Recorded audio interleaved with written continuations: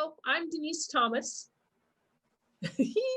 I am a fitness specialist. I work with children, adults. I also work with children and adults who have physically and mentally issues. I specialize in cardio fitness, stylized funk aerobics. I am a certified Alexander technique teacher.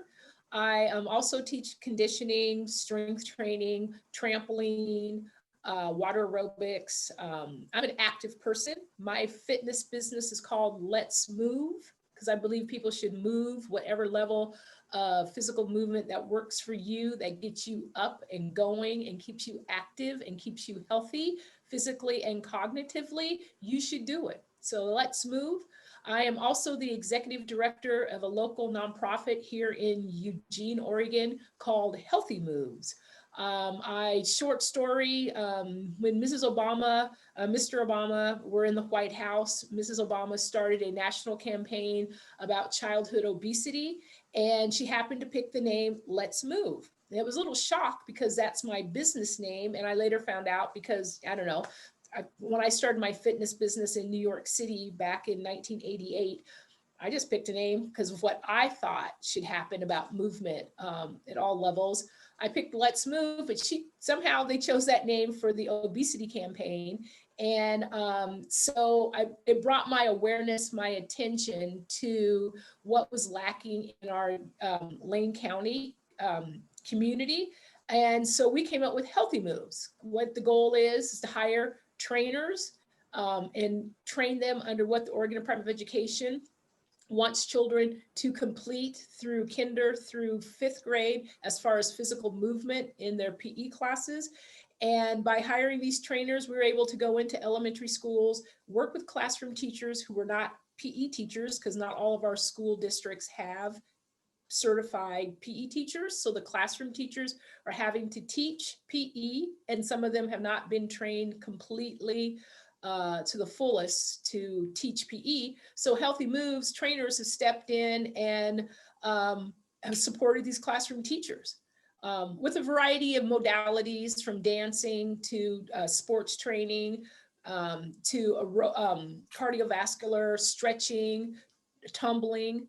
Like I said, our goal is to support classroom teachers and get our children back to being happy and well as healthy.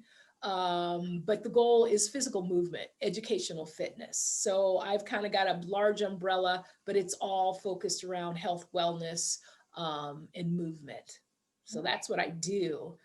And so, and I am a Oregonian by way of Georgia, born in England. My father was in the military. I was 3 years old when I came to the United States. He was stationed in Baker, Oregon, which a lot of people call it Baker City.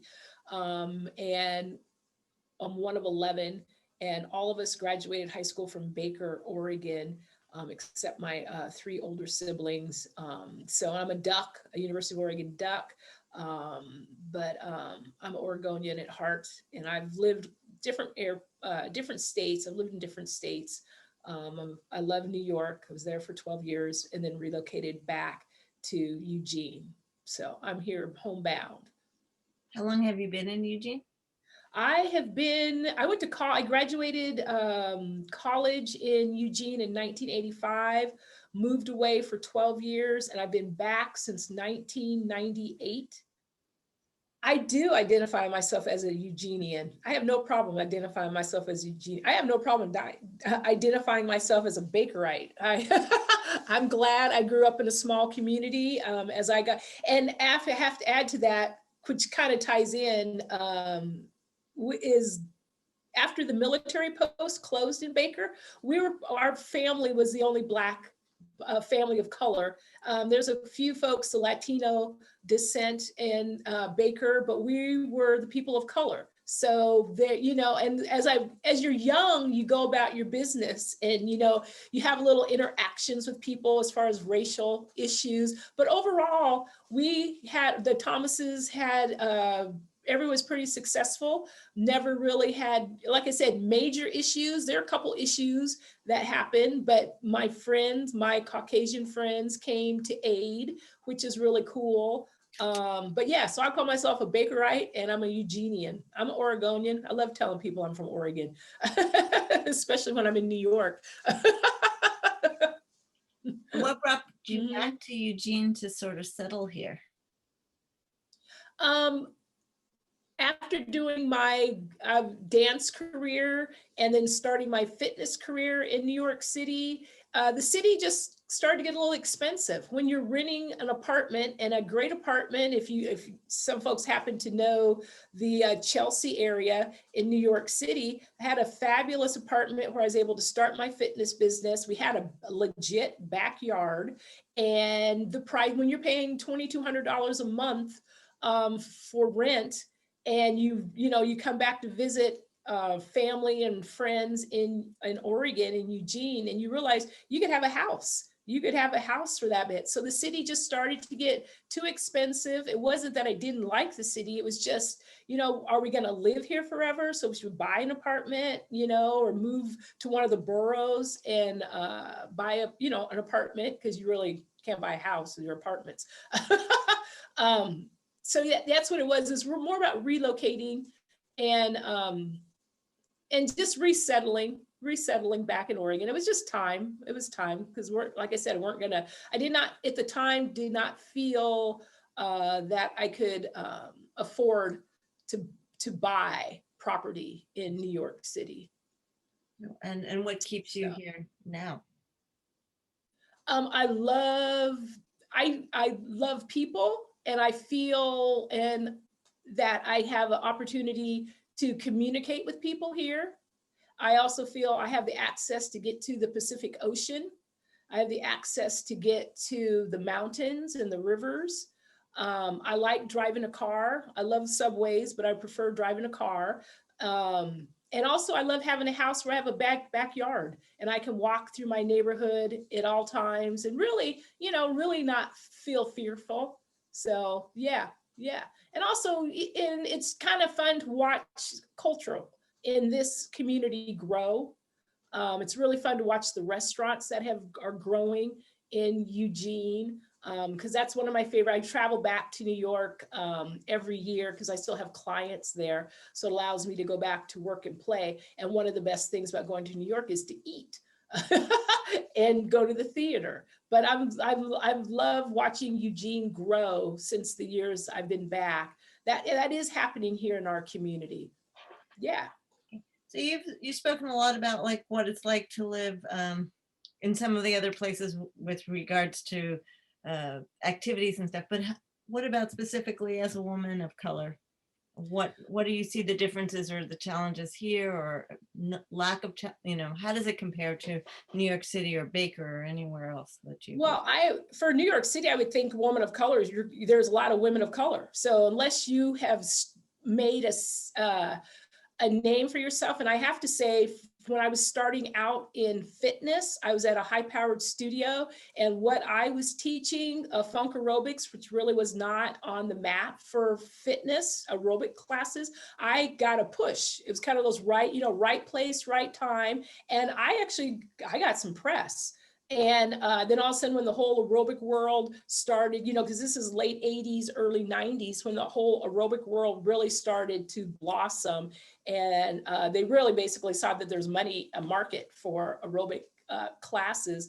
I was getting pushed to the forefront. But then when other women of color started to come up on the forefront in fitness, it's a little bit of a battle. You're a little bit of a struggle.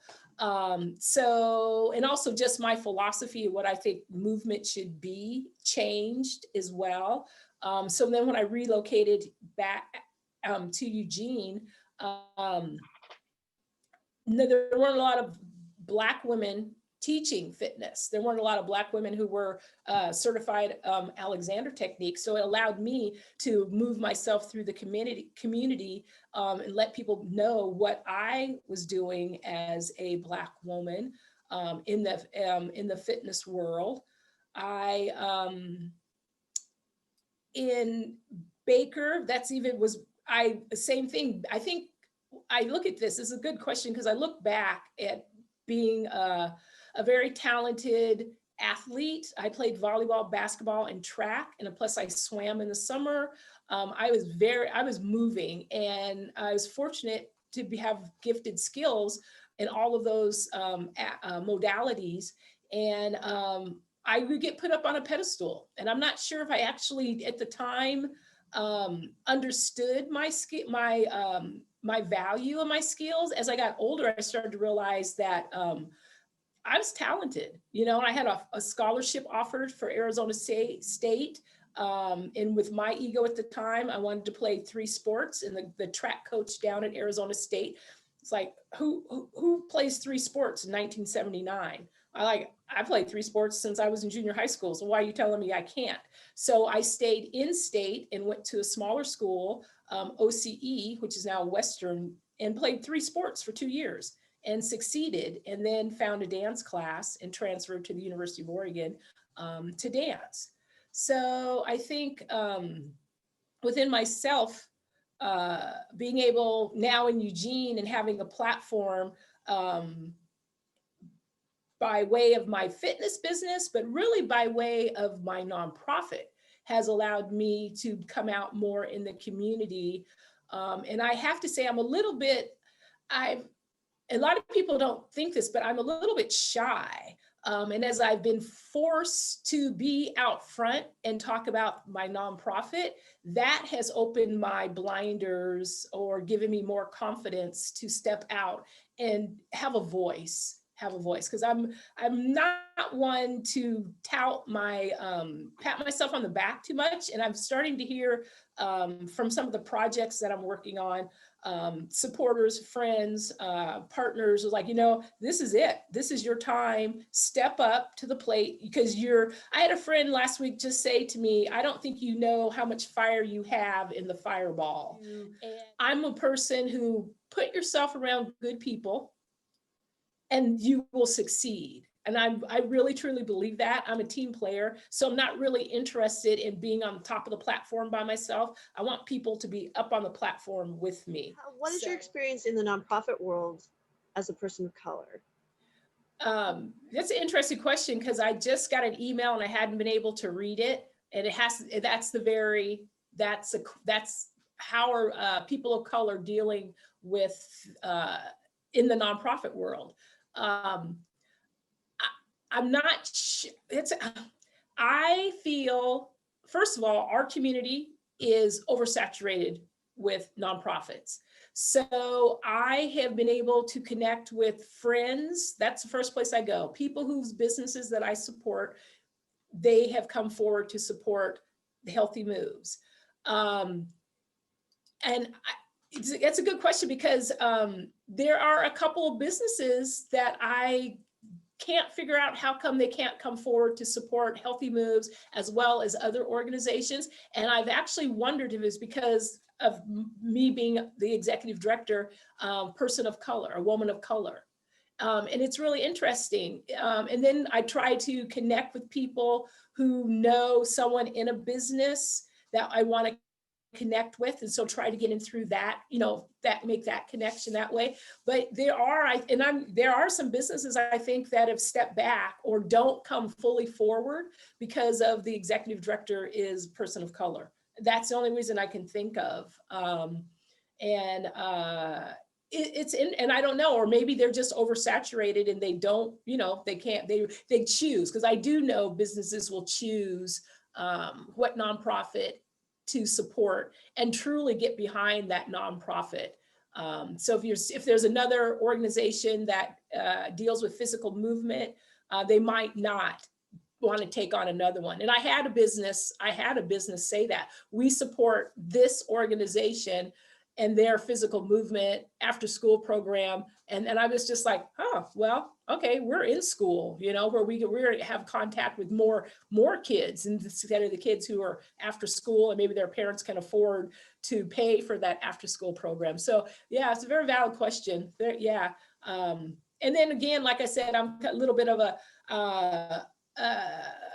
a fighter in that sense, because that's a challenge. To me, that's a challenge. Okay, we'll go find somebody else. And, Healthy Moves, we're going into our 10th year. And so we're getting some footage. I mean, this whole COVID thing, we had a great year planned into summer. We had an elementary school out in the Lowell School District, Lundy Elementary School, wanted Healthy Moves trainers to take over their whole PE program for the whole year. Yeah, so we'll just keep it plugging. We'll just keep plugging. But that's a very good question, because sometimes I just wonder, how come these people this business won't come around and toss us a toothpick? So, similar question. Do you feel like there needs to be more diversity in the nonprofit world in Eugene? I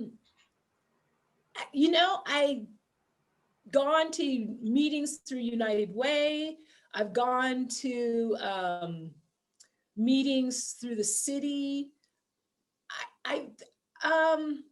And I know there's organization. I'm actually working on a project right now, and it's all about, it's called, I can tell you what it is. It's called Strides for Justice.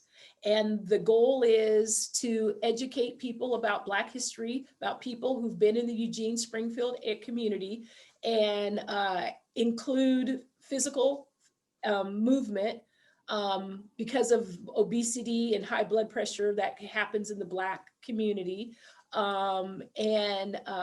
It's going to be stations from different areas that have been associated with Black folks in the Eugene Springfield area. So it's happening. So, but I just think our community is so saturated.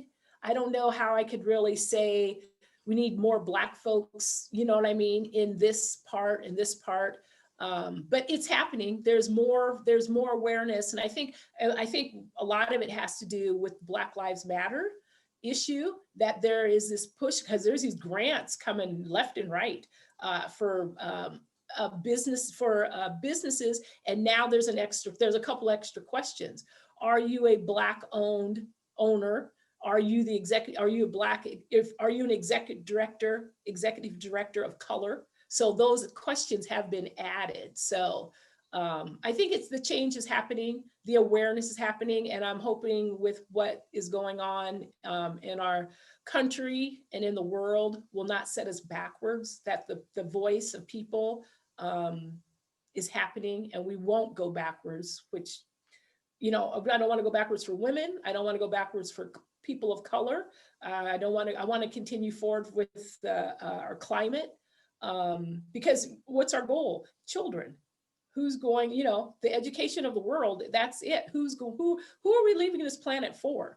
Children. And the more we can educate young Black kids, Latino kids, more girls to be active and have a voice, then I think we can, the future of the world, of the planet, is in a better place. I think people think because of the positions and what I do, I'm out in front. Yeah. And I'm not with the events that happened around Juneteenth, all that kind of stuff. People wanted me to come out and speak. And I was just thinking, I don't know if you really want to hear me, because, people thought, oh, you have a voice in this community. And I thought, oh, but I guess I'd rather have this conversation this way and then get on a stage to rant, because are people really listening to you? You know what I mean? I don't know. Maybe they will listen to me. My experience, I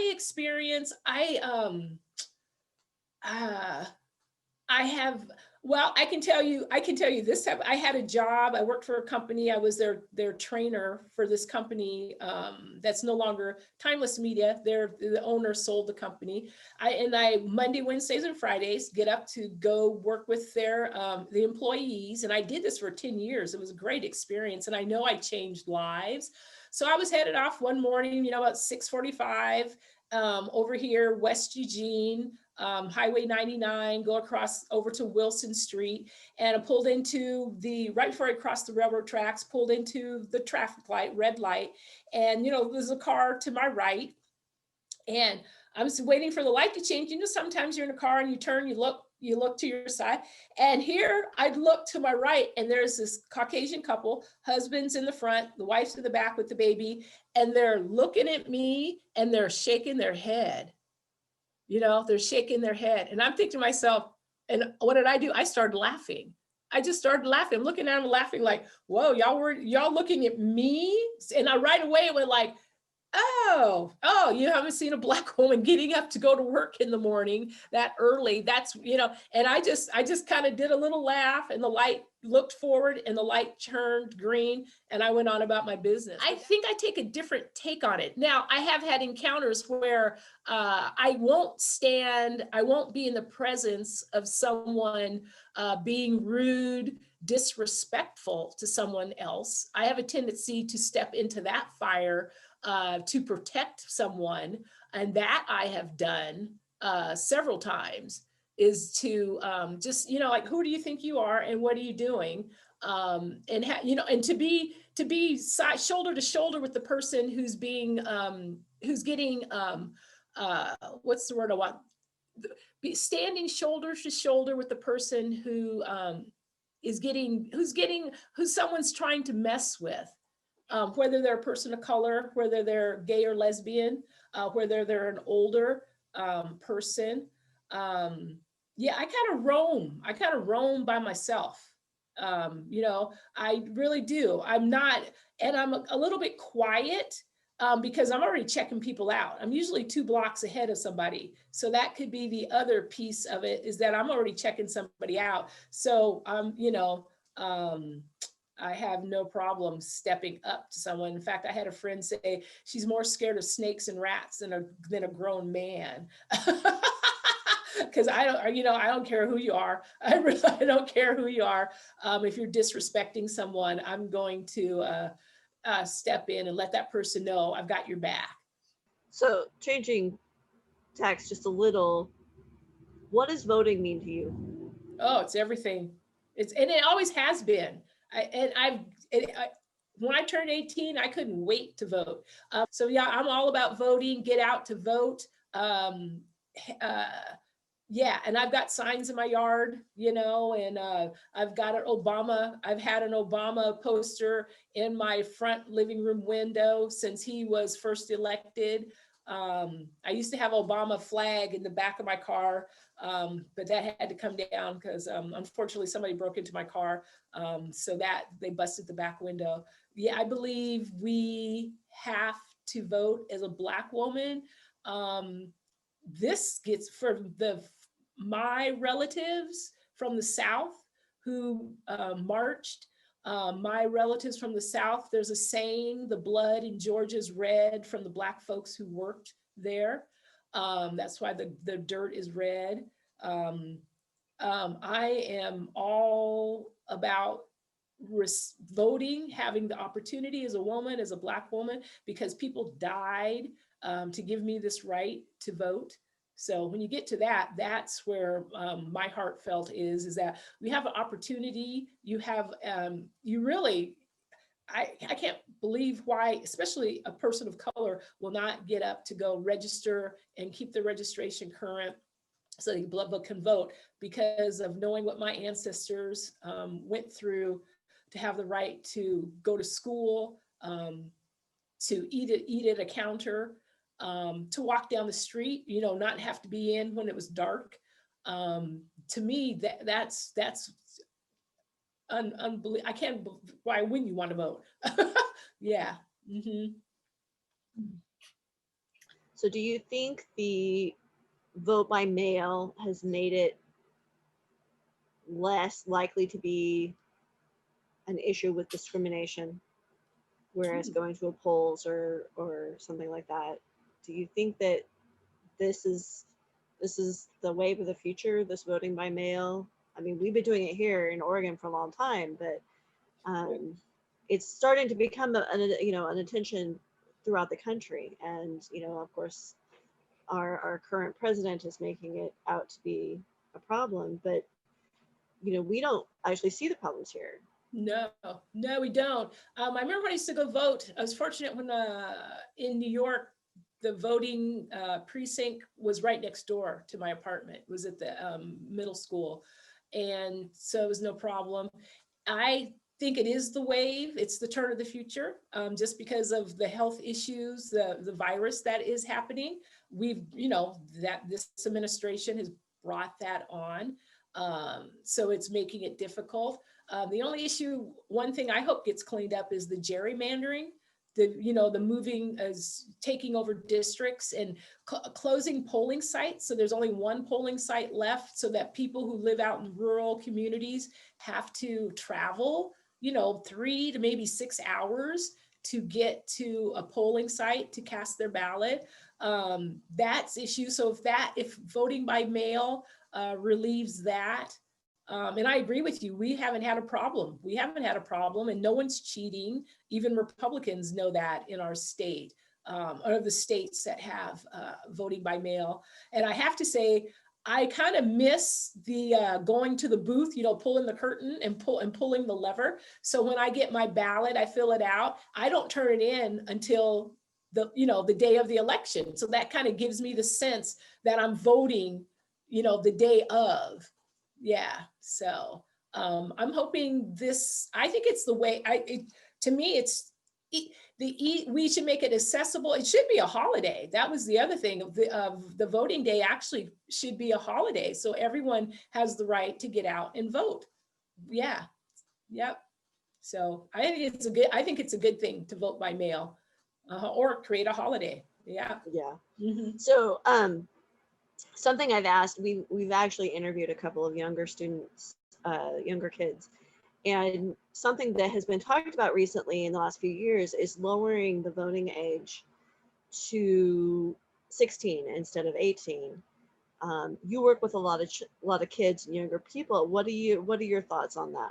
I disagree with that. I think there are some 16-year-olds who are smart, who are engaged and aware, but I think there's some that, aren't mature enough to really make the decisions of what needs to happen that are going to impact us locally, statewide, and nationally. So I would say I would not vote to lower the voting age to 16. I just think everyone has the right and should vote, and that's your voice. And one of the things is, and I'll just go back a little bit, is that when the President Obama got in the first time around, and then 2 years later, people forget, is that you can't just vote every 4 years. You have to vote every 2 years, because I think it was during that 2 years, that's when the Tea Party, we started to get these really conservative representatives, senators, and then all of a sudden it's like, whoa, now we lost the Senate, we lost the House, we lost the Senate, and now, and then he could not get anything done. And I truly believe he was a president who would work across the aisle, to get things done for the community, to get things done for all. And so that's one thing I would stress, is that people got to remember, you can't just vote every 4 years. You got to vote all the time. You have to stay aware. You need to get involved in the county issues, the city issues, the state issues, region, and then national. That you got to stay involved, because otherwise, look where we're at. It's a sad situation, and all types of people can run for an office. It's just, hopefully you have some knowledge of what you're getting into when it comes to be a government leader at whatever level. Mm-hmm. You have a right, you have a voice, vote. Do you feel like the people of color have a voice in Eugene? Do you feel like it's a strong voice? I think it's getting stronger. It's getting stronger. I've sat in, I'm part of the professional Black business.